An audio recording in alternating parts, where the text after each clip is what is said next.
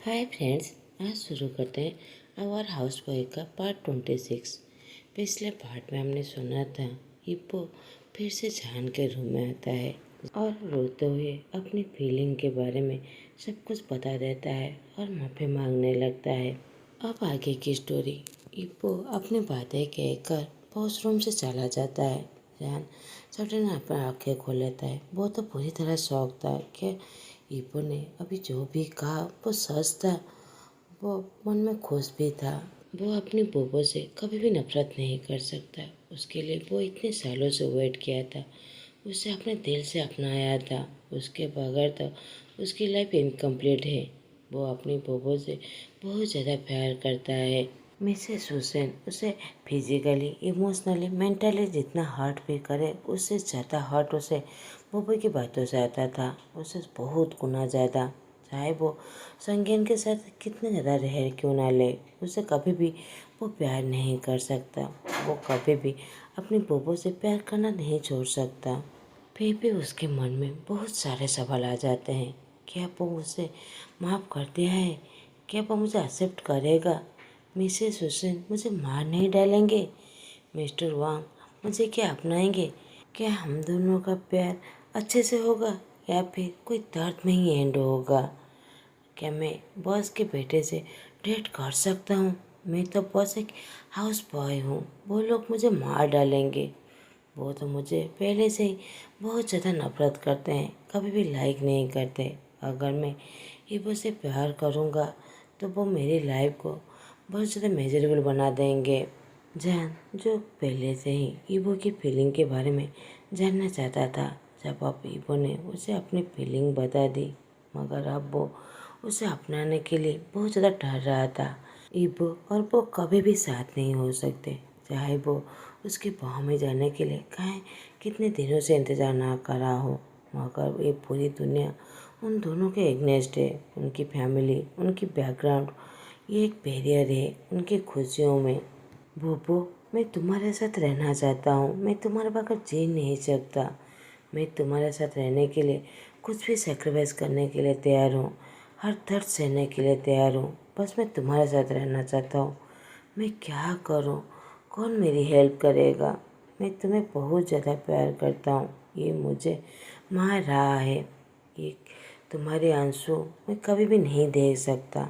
वो बेड पर बैठते हुए रोने लगता है। दूसरी तरफ ओनन, संज्ञान और शाहजहान को डिनर डेट पर जो उसे फॉलोअप कर रहा था, उसे तो बहुत ज़्यादा सफोकेटिंग फील हो रहा था। वो आज रात घर नहीं जाना चाहता था। वो अपनी माँ से नाराज़ था क्योंकि उसकी माँ ने अरेंज मैरिज की बातें क्यों नहीं की थी। क्या उसकी माँ उसे प्यार नहीं करते? वो उसे खुश देखना नहीं चाहते? वो उसे कितना ज़्यादा प्यार करता है। वो तो बस संज्ञान का हस्बैंड बनना चाहता था। उसकी माँ इतना ज़्यादा हार्टलेस कैसे हो सकते हैं? वो अपने बेटे की हेल्प क्यों नहीं की? आज इसके वजह से आज संज्ञान शाहजहान के साथ डेट पर जाया गया हुआ है। वो घुटनों पे बैठकर अपनी चेस्ट को हिट करते हुए जोर से चिल्लाते हुए कहता है, मैं मरना चाहता हूँ। कोई मुझे मार डाले। मैं इस दर्द से छुटकारा पाना चाहता हूँ। वो मुझसे दूर से ज़्यादा क्यों नहीं देखना चाहता? वो मेरा प्यार क्यों नहीं देखना चाहता? I hate you Shah Jahan. मैं तुम्हें बहुत ज़्यादा नफरत करता हूँ। मैं तुम्हें मरते हुए देखना चाहता हूँ। यू पीच यन, प्लीज़ मुझे छोड़कर मत जाओ। मुझे प्यार करो प्लीज़। वो तो बस शाहजहान को इस दुनिया से कहीं गायब होते हुए देखना चाहता था। संज्ञान के साथ उसे देख भी नहीं पा रहा था। वो टैक्सी लेकर एक बार में चला जाता है और ड्रिंक करने लगता है और वो पूरे वक्त संज्ञान और शाहजहान को गालियाँ देने लगता है। कहता है, कोई मुझे एक गन दे दे और मैं अभी वांग मिंसन जाकर उसके सर पर सारी गोलियां मार दूं और मैं इस बात का इंतज़ार करूं जिससे वो मर जाए। ये कहकर वो हंसने लगता है। पीछे से एक आवाज़ आता है, सीरियसली तुम उसके साथ ऐसा करने वाले हो? वो एक फैमिलियर वॉइस था। वैनन जब पीछे मुड़कर देखता है, जो यांगजी मुस्कुराते हुए उसकी तरफ देख रहा था। यांगजी कहती है, तुम अपने आप को देखो, एक छोटे बच्चे की तरह कैसे रो रहे हो? तुम कितना ज़्यादा खूबसूरत हो। मगर तुम्हारा प्यार उस बास्टर्ड के पास है। तुम्हें अपने प्यार को अपने पास लाना ही चाहिए। तुम्हें संज्ञान को सीड्यूस करना चाहिए। ये कहकर वो स्मित देते हुए मुस्कुराने लगता है। वैनान कहता है, संज्ञान मुझे तो उससे पढ़कर कभी देखा भी नहीं।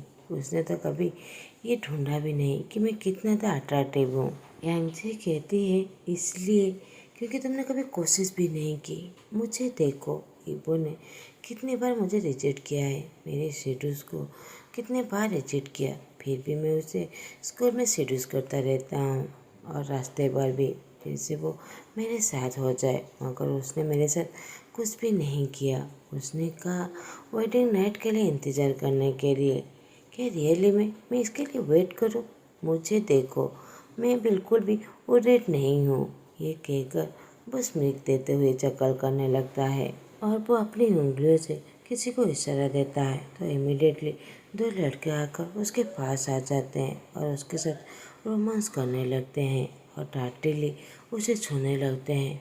वैनन तो पूरी तरह शॉक हो जाता है। वो कहता है, क्या तुम इबो को चीट कर रहे हो? मुझे लगा था तुम मुझसे प्यार करते हो। तुम दूसरे इंसान को तुम्हें टच करने कैसे दे सकते हो? वैनन जरूर ड्रंक था, मगर वो इतना होश में भी था। वो बस उसकी तरफ घूर के देखता है।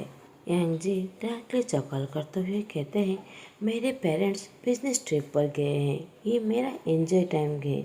मैं अपनी लाइफ में एंजॉय करना चाहता हूँ। ऑफ कोर्स मैं ईपो से प्यार नहीं करता। इसका मतलब ये नहीं है कि मैं शाहजहान को छोड़ दूँ। उससे तो मैं अपना स्लट जरूर बनाऊंगा। मैं ईपो से ज़रूर शादी करूंगा, बस पावरफुल बनने के लिए। वो यहाँ का रिचेस्ट बिजनेसमैन है। उसके डैड के मरने के बाद सारा बिजनेस ईपो के पास आ जाएगा और मैं उसकी वाइफ बन जाऊंगा, जिससे मुझे बहुत ज़्यादा पावर मिल जाएगा। मैं उस शाहजहान की लाइफ को पूरी तरह बर्बाद करके छोड़ दूंगा, उसे मार डालूंगा। मैं तो उससे बहुत ज़्यादा नफरत करता हूँ। उसने मेरी इतनी सालों की पॉपुलैरिटी को छीन लिया है। उसे ये सब कुछ पे करना पड़ेगा। वैसे भी तुम मेरे लिए वरीड मत हो, तुम अपने लिए वरीड हो। तुम्हारे मैन को उस स्लॉट ने छीन लिया है, अब तुम क्या करोगे? ये कहकर वो एक वाइन का ग्लास लेकर वैनन को दे देता है। वैनन कहता है, मुझे नहीं पता मैं उस बीच के साथ क्या करूं, मैं संज्ञान के साथ क्या करूं। मैं बहुत ज़्यादा फ्रस्ट्रेशन हो रहा हूँ। मैं बस उस शाहजहान को यहाँ से कहीं गायब होते हुए देखना चाहता हूँ। यांगजी वैनन के हाथ से उसका फ़ोन लेकर संज्ञान को डायल करते हुए अपने मेन को दे देता है और कहता है, उसे कहो कि उसका फ्रेंड्स इन पर ड्रंक हो गया है, उसे आकर ले जाए। एंजी जो अपनी मेन को सेडक्टिवली कह रहा था और वैनन की तरफ देखकर टेबल से मुस्कुराते हुए देखते हुए कहता है, इसका फ़ायदा ज़रूर उठाना और आज रात उसे सेड्यूस करना और आज रात उसके साथ नाइट स्पेंड भी करना, देखना उसके बाद क्या मैजिक होता है। तुम्हारा मैन तुम्हारे पास वापस आ जाएगा। वैनन ब्लश करने लगता है और इमेजिन करने लगता है क्या संज्ञान सच्ची में उसे प्यार करेगा, उसका ड्रीम अब पूरा हो जाएगा। अब 30 मिनट के बाद वैनन को लेकर एंजी बाहर आ जाता है। जो संज्ञान उसका इंतजार कर रहा था वो वैनन के ईयर के पास विस्पर करते हुए कहता है, तुम्हारा मैन आ गया है और इस बात को मत भूलना और सारी डिटेल्स मुझे ज़रूर शेयर करना।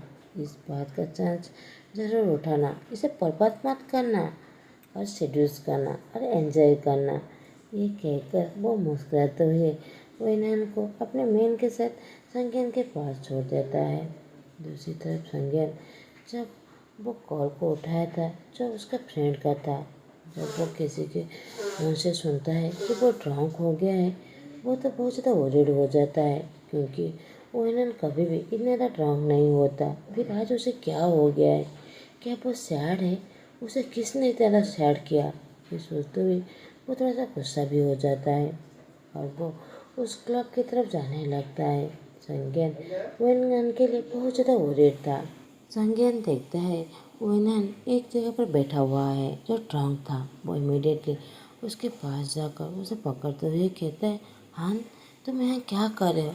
अपने चारों तरफ देखो, अगर उनमें से कोई तुम्हारा एडवांटेज लेने की कोशिश करता है तो। आंटी ने तुम्हें क्या कहा? तुम यहाँ पर क्या कर रहे हो? ये कहकर सुनकियन के हाथ से जो बोतल था वो उसे लेकर वो खुद पी लेता है। वैनन गुस्से से होते हुए कहता है, तुमने मेरा ड्रिंक क्यों पिया? वो मेरा है और तुम्हें इस बात की क्या परवाह है? तुम्हारा डेट कैसा गया? क्या तुम अपने मैन के साथ एंजॉय किया? तुम तो अपने दोस्त को छोड़ दिए थे अपने बॉयफ्रेंड के लिए। संज्ञान कहता है, कॉमन हान, तुम ऐसा कैसे कह सकते हो? मैंने तुम्हें कभी भी नहीं छोड़ा था। मैंने ऑलरेडी अपने डेट के लिए पहले से ही प्लानिंग कर रखा हुआ था और तुम्हें तो पता है मैं उसे कितना ज़्यादा प्यार करता हूँ। वैनन उसके हाथ से अपना बोतल लेते हुए कहता है, ब्ला ब्ला ब्ला, मुझे कुछ भी नहीं सुनना। तुम यहाँ से चले जाओ, मुझे अकेला छोड़ दो। तुम अपने डेट पर जाओ। संज्ञान उसके हाथ को खींचते हुए कहता है, यहीं पर ही रुक जाओ, अब ड्रिंक मत करो, चलो घर चलते हैं। वैनन मना करने लगता है, इसीलिए संज्ञान उसे प्रिंसेस स्टाइल में कैरी करते हुए ले जाने लगता है। वैनन काम डाउन हो जाता है। वो इसी अपॉर्चुनिटी को खोना नहीं चाहता था, क्योंकि यांगजी ने तो उसे यही बताया था। अब अगले दिन सुबह वांग मैंसन में जान की नींद टूटता है। वो उसे कल रात की बातें याद करने लगता है, जब विभू ने उसे अपनी फीलिंग के बारे में बताया था। क्या वो एक ड्रीम था? वो फाइनली कन्फेस किया था कि उसके दिमाग में क्या चल रहा है। मैं बहुत ज़्यादा खुश हूँ। जहान तो बस एक स्टूपिड की तरह बस मुस्कुरा ही रहा था। वो बाथरूम के अंदर चला जाता है फ्रेश होने के लिए। फ्रेश होकर वो एक टॉवल पहनकर बाहर आ ही रहा था कि वो उसके रूम में आ जाता है।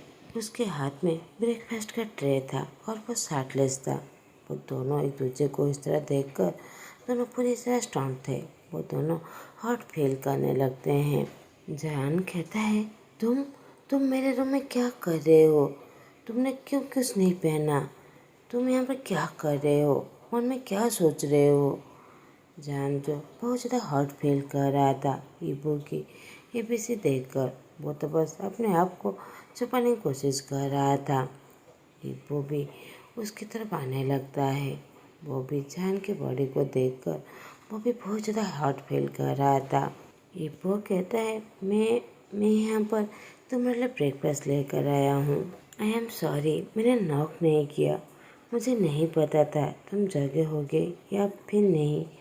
तुम इबो ये कहकर अनकॉन्शियसली उसके करीब जाने लगता है। जहान भी पीछे नहीं जा रहा था, जैसे उसके पैरों में कोई ग्लू लग गया है। वो बस इबो के हाथ को देखकर पूरी तरह खो गया था। इबो उसके करीब आकर उसके वेस्ट को पकड़कर अपने करीब ले लेता है। जहान के हाथ इबो के चेस्ट पर लग जाता है, जिसके उनके पूरे बॉडी पर पूरी तरह सेंसेशन आ जाता है और खुशबू आ जाता है। अब कुछ देर पहले का सीन दिखाया जाता है। इबो अर्ली मॉर्निंग उठ जाता है। आज संडे था, इसीलिए वो आज ही जहान को मनाएगा। इसीलिए वो अपने सारे हाउसमेट और सर्वेंट को छुट्टी दे देता है और कहता है, मेरे पेरेंट्स 2 हफ्ते के लिए बाहर गए हैं। मैं चाहता हूँ तुम लोग भी इन 2 हफ्ते के लिए छुट्टी ले लो, मगर हाँ, उन लोगों के आने से पहले ही तुम लोग वापस आ जाना। वो सभी वो करते हुए चेक लेकर वहाँ से चले जाते हैं। अब उस मेंशन में बस इबो और जहान था। वो तो बहुत ज़्यादा खुश हो जाता है और स्मिक करते हुए कहता है, अब मैं अपनी वाइफ को ज़रूर मना लूँगा। ये कहकर वो किचन रूम चला जाता है। उसे तो कुछ भी खाना बनाना नहीं आता था, फिर भी वो एक चाय और चला हुआ खाना बना लेता है और वो जहान के रूम में जाने लगता है। जैसे ही वो डोर ओपन करता है, वो जहान को इस तरह देखकर वो तो पूरी तरह शॉक था। वो तो बहुत ज़्यादा डर रहा था कहीं जहान उस पर चिल्लाने लगे, मगर वो जहान को इस तरह देखकर वो उसके और करीब जाने लगता है और कॉन्शियसली जहान को वेस्ट को पकड़कर अपने करीब कर लेता है, जिसके वजह से जहान का हाथ उसके चेस्ट पर लग जाता है और दोनों की लिप्स एक दूसरे की लिप्स पर, और वो उसे सॉफ्टली किस करने लगता है। जैसे ही देखता है जहान उसे इनकार नहीं कर रहा है तो वह उसे अग्रेसिवली किस करने लगता है। जैसे ही जहान को सांस लेने में तकलीफ होता है वो ईबो को रोकने लगता है। वो तो ऐसा नहीं चाहता था, उसके बड़ी चाहता था कि वो पापा को किस इस तरह करता रहे। ईबो जहान की आंखों में देखता है, इसकी आंखें और कुछ कह रहा था और उसकी जुबान वो उसकी पूरे बॉडी पर किस करने लगता है और जहान के टॉवल को कहीं दूर फेंक देता है। अब जहान उसके सामने पूरी तरह नेकेड था। ईबो उसे पूरे बॉडी पर किस करते हुए उसे मार कर देता है और शक करते हुए कहता है, जहान प्लीज़ मुझे प्यार करने दो, मैं तुम्हें दोबारा कभी भी हर्ट नहीं करूँगा, मैं प्रॉमिस करता हूँ। ये कहकर उसे ब्रेथलेसली किस करने लगता है। ईबो कहता है, प्लीज जान, मैं तुम्हारा पोपो हूँ जो इतने सालों से तुम्हें छोड़कर चला गया था, मगर अब मैं वापस आ गया हूँ, अब तुम मेरी वाइफ हो। ये कहकर वो उसके निक में किस करने लगता है। जान रोते हुए कहता है, तुम्हारे पेरेंट्स कभी भी हमें एक्सेप्ट नहीं करेंगे, वो हमें कभी भी नहीं अपनाएंगे, हम लोग साथ में कभी भी नहीं रह पाएंगे। मैं बहुत ज़्यादा डर रहा हूँ, वो कभी भी अलाउ नहीं देंगे। मैं तुम्हें फिर से नहीं खोना चाहता, मैं भी तुम्हारा वाइफ बनना चाहता हूँ। बब्बो, हम लोग जो भी कर रहे हैं वो गलत है। ईबो जान के आंसुओं को किस करते हुए कहता है, बस मुझे एक्सेप्ट करो, मैं बस तुम्हारा हूँ, बस तुम मुझे प्यार करो, मैं तुम्हारे बगैर नहीं रह सकता, तुम बस मेरे हो, उसके अलावा तुम और कुछ भी मत सोचो, मैं तुम्हारा हूँ, प्लीज़ जान। जहान रोते हुए कहता है, मगर संज्ञान, मैं उसके साथ ऑलरेडी रिलेशन पे हूँ। ईबो कहता है, क्या तुम उसे प्यार करते हो, क्या तुम रियली में उसे एक्सेप्ट करते हो। जहान कहता है, वो मैं उसे एक्सेप्ट करता हूँ तुम्हारे लिए, क्योंकि मुझे पता है मैं किससे बिलोंग करता हूँ। मैं डर रहा हूँ तुम्हारी माँ से। ईबो कहता है, अब इस मोमेंट को बर्बाद मत करो, मैं और ज़्यादा वेट नहीं कर सकता, तुम बस मेरे हो। ईबो फिर से उसे किस करने लगता है। जहान कहता है, ये करना ठीक नहीं होगा, मेरा मतलब मैं अभी भी यन के साथ रिलेशन में हूँ, पहले मुझे उसे ब्रेकअप तो करने दो, मैं उसे चीट नहीं करना चाहता, उसके बाद मैं कम्प्लीटली तुम्हारा होऊंगा। जहान साहिल मुस्कुराने लगता है, वो अपने लवर्स के सामने पूरी तरह नेकेड था। वो उसके नोज पर और चेक्स पर किस करते हुए कहता है, मैं काल के लिए वेट नहीं कर सकता, मैं तुम्हें अपनी वाइफ बनाने के लिए अब इंतज़ार नहीं कर सकता। जान अपने हाथों से अपने फेस को छुपाते हुए कहता है, मैं तुम्हारी हबी हूँ। ईबो कहता है, मगर मुझे अभी तुम्हें टेस्ट करना है। जहान कहता है, क्या तुम श्योर हो, तुम मुझे टेस्ट करना चाहते हो और कुछ भी नहीं। ईबो कहता है, अब मुझे ब्लेम मत करना, मैं अपने सामने इतने ज़्यादा ब्यूटीफुल को देखकर अपने आप को नहीं रोक सकता, मैं बस तुम्हारा होना चाहता हूँ, तुम्हें प्यार करना चाहता हूँ। जान उसे चेस्ट पे हिट करते हुए कहता है, तुम कितना ज़्यादा शेमलेस हो और बोल्ड की तरह बातें कर रहे हो, तुम यूएस पीपल भी ना कुछ भी नहीं सोचते, मगर आई लव इट। ईपो भी मुस्कुराते हुए कहता है, मैं शेमलेस बस तुम्हारे लिए, तुम बस वेट करो, मैं तुम्हें सब कुछ सिखा दूंगा। वो तो बस अपनी बनी को टेस्ट करने लगता है और वो अपने पैंट को निकाल देता है। वो भी जान के सामने पूरी तरह नेकेड था। वो दोनों एक दूसरे को हॉटली किस करने लगते हैं और वो दोनों इंटीमेट होने लगते हैं। ईबो कहता है, थैंक यू जान, मुझे फाइनली माफ़ करने के लिए, मुझे प्यार करने के लिए। मैं तुम्हें बहुत ज़्यादा प्यार करता हूँ, चाहे कुछ भी हो जाए, मैं तुम्हें कभी भी नहीं छोड़ूंगा, तुम मेरी लाइफ हो। ये कहकर वो जान के फोrehead पर किस करता है। अब उन दोनों को डरने का भी कोई भी डर नहीं था, क्योंकि घर पर कोई भी नहीं था। वो एक दूसरे के साथ बहुत ज़्यादा खुश थे।